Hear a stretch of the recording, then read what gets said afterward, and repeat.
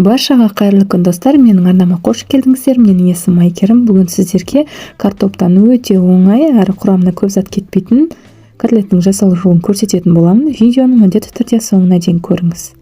Ең алдымен бізге осылай жуып тазаланған картоп қажет.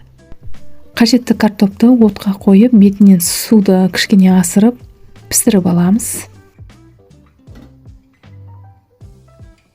Енді картопымыз піскен соң қаламқша тұз және бұрыш қосып, жақсылап бірдей қылып езіп аламыз.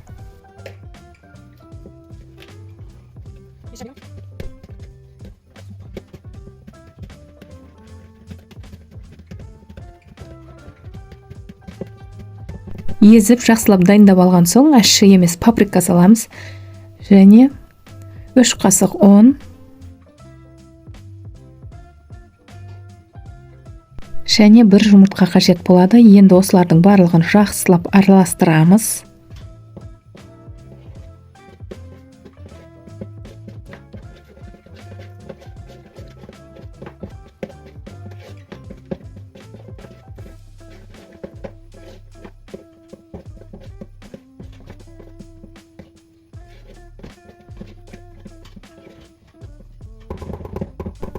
Турап дайындап алған көк пиязды саламыз. Бұны да жақсылап араластырып, енді қызып тұрған майда осыларды дөңгелек қылып пісіріп аламыз. Дәл осы видеодағыдай қылып 2 бетін қызартып пісіріп аламыз.